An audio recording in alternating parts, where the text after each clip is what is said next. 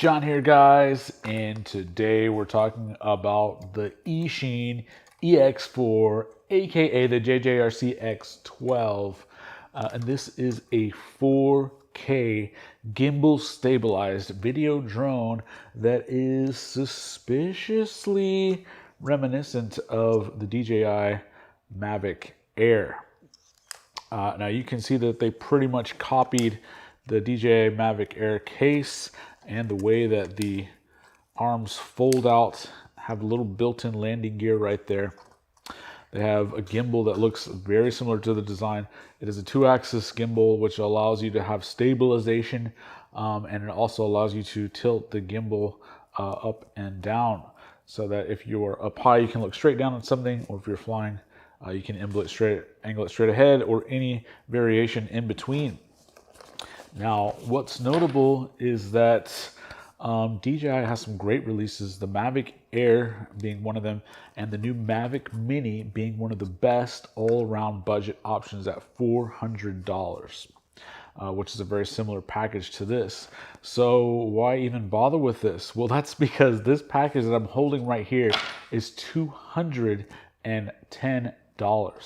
That's right, $210. So it's basically half. Now, just for those that are not in the know, DJI is considered the gold standard. It does have the best software, the best hardware, the best features, but a lot of those things are no longer super proprietary secret sauce. Now, make me no mistake, DJI does have that super special secret sauce, but it's in the software.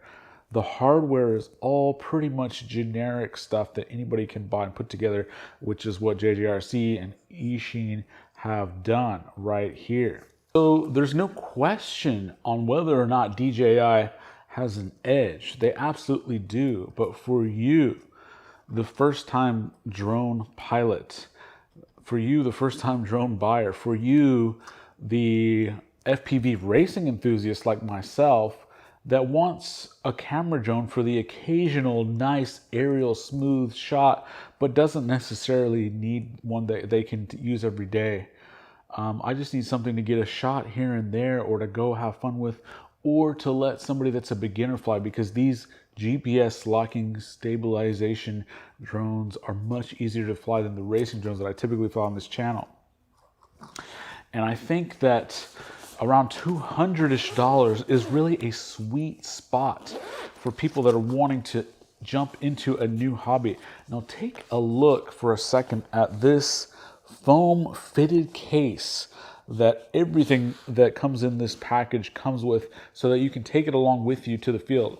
Now, my first expensive camera drone was a DJI Phantom 3 several years ago, and that didn't come with the case. I would cart it around in the box that it shipped with, just because it was, the most convenient thing to do. And buying a backpack or a special case for that would cost you another 40, 50, 60, 80 bucks or more. The fact that this one comes with that and it's out of the equation is really nice. That's definitely a welcome bonus feature. In here, you have the controller or transmitter remote, very similar to the DJI layout. Has the two antennas that lift up right here. As you lift them up, it has a little bracket for your phone, and that just clips on right there. Now it's perfectly ready to accommodate your phone. Has a little strap for the bag itself, has a little spot for your battery, and then if you go down below, you have some extra props and a tool to be able to put those on. You have the battery charger and a USB cable. Now, I do like that everything, including this remote and the battery charger, which will charge the battery that comes with this thing, all use micro USB. So convenient. A lot of these things sometimes use different types of cables, different types of things, proprietary things. This charges with USB. Now, the downside to that is that it does take a while for this battery to charge, but it is a good sized battery. It is an 11.4 volt, which I believe that puts it at 3S 2400 milliamp hour battery. So it's a good size battery right here. It fits on like a lot of these do. You just kind of hold it at the back and then press firmly. It locks in place with a satisfying click. And you know that it is on there. You have your SD card slot on the bottom. Now, this is my primary gripe with this thing, not the slot itself, but the capacity. This does have beautiful HD 4K recording enabled on this thing, and the camera is quite good.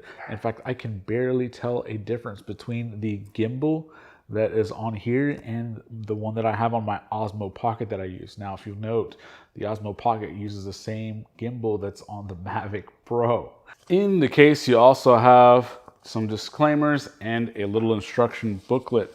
I found this particularly helpful in explaining at a glance. It's not an encyclopedia volume thing. You can very quickly flip through it, note on what all of the buttons do on here, and then it tells you exactly what steps are needed to pair. I really like that this one comes with a QR code that launches the app in either the Android App Store or the iOS App Store. So getting the app installed was super easy. It's actually the same app that I used on the JJR CX9 that I reviewed previously.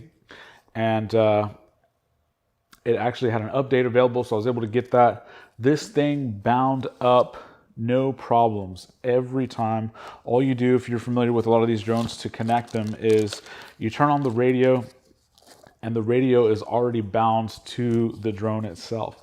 So what you need to do in order to bind it to your cell phone, which some of the other controls and options are on, is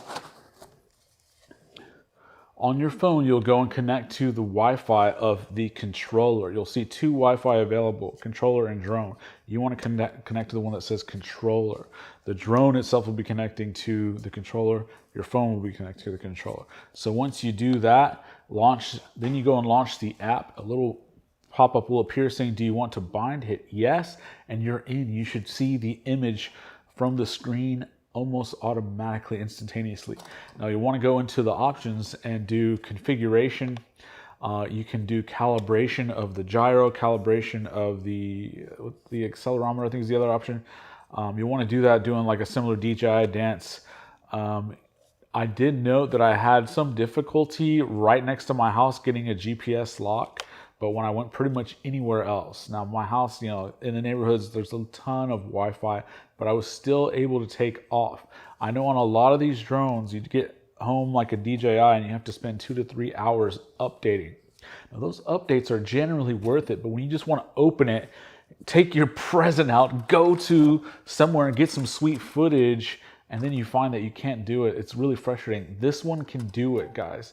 So while it may be a downside is it doesn't have 100% of that DJI secret sauce, it does have a little bit simplified set of things. Now it has some of those advanced features like follow me and all those stuffs. Look, if you really want those features and plan on using them regularly, I suggest go ahead and spending the extra money for DJI. It's going to be a little bit more reliable. If you just want basic features, something that flies well, something that stays where it's supposed to when it's in the air, something that can get 4K footage, something that has a gimbal on board that'll give you super buttery smooth images in your video, then get one of these. Save. You know, spend only $200. Decide if drone flying is for you. Decide if you'll actually take it with you, which is actually so much easier with that carrying case. I think I'll be taking this with me a lot more. I've had other camera drones in the past that didn't come with a case, and it's such a small thing that allows you to take it whenever. It's just like one more hassle to pack it up. The case, I already took this out to a drone racing fun fly. I'll show some footage on the screen here. And I was able to, while there was, getting everything situated to start racing with our racing drones, put this up in the air. It didn't take me long. I just turned both things on, bound it to the cell phone, and then you arm by hitting both sticks down and outside. That is the arm command. In order to disarm, you just get close to the ground and push the throttle stick, which is the left stick, down, and it will lower itself, land, and if you keep holding it down, the props will stop spinning. That is a disarm command for this. Note, DJI has the function where you can walk up to the drone as it's hovering and very carefully grab it from below and tilt it, and that will deactivate it. The same thing works on these. Now this is a little bit bigger than like the DJI Spark or the X9 or even the Mavic Mini, so I don't really recommend that you do that unless you're like on a boat and somewhere that you can't land very easily. Now, one of the things where this will have a little bit more trouble than a DJI is keeping its location. I went and flew it on, I found the windiest day, one of the windiest days lately. We've had a lot of windy days. You'll be able to see some of the bushes kind of moving around. And I did note, I feel like DJIs are able to, they'll float if you measured it, you know, within maybe 3 to 6 inch sphere. This will probably float about twice that much, maybe as much as 3 times as much. If a strong gust of wind comes, I noticed it would float as much as almost a foot, and then it would kind of go back. So it wasn't too crazy. When you're way up in the air, it really doesn't make a difference. The camera gimbal is taking all of those jostles out, so you really won't notice that in the footage. But if you were flying very close to something, you would note that. Now, speaking of that, there is some basic obstacle avoidance, but it's not on the level of DJI. I don't know if that's really necessary, though. That's one of the things you're paying for. But as long as you just respect this, you know, instrument and you take it to places, you don't try to fly, you know, inches away from something, right? You have 4K footage. That means the footage is going to be super clear. You don't have to get inches away. It does have a sensor on the bottom. I believe that helps for the landing. I don't think it has the side sensors like some of the DJI things do. All in all, though, I was getting about I think I got 22, 25 minutes, somewhere in there, of flight time on this thing before it was down to pretty low. I did note that the charger, it is convenient that it goes off a USB, but it did take a few hours to completely charge it back up. So the 209 kit comes with everything I've shown here, including the case, but there are also 2 other options in order to get a second battery or a third battery. So if you're going to be flying for extended periods of time, longer than 20, 25 minutes, go ahead and get one of those kits. For me, this is plenty. I usually just like to have one of these with me. I can take it up, get a couple of shots. That usually takes me no more than 5 to 10 minutes. You have to remember, I am a drone racer and a freestyler. We're used to flying 2 to 3 minutes at a time. So even flying 5 or 10 minutes is super long for me personally. But if you're one of those people that, you know, wants to just get hours and hours of footage, do that. I think 3 would be perfect. So you can have 1 on the charger, 2 ready to go, and you'll be able to go like that. I love how small this thing breaks down. Check this out. You just fold the little landing gear feet. Boom. Now it's like, it's basically the same as the Mavic Air. This thing was not super fast, but then again, I'm used to racing drones that go almost 100 miles an hour. I would say this probably goes like, I don't know, 35 miles an hour, maybe 40, probably closer to 35, which is, you know, you don't need to be going fast when you're getting beautiful footage. In fact, it's probably better the slower you go.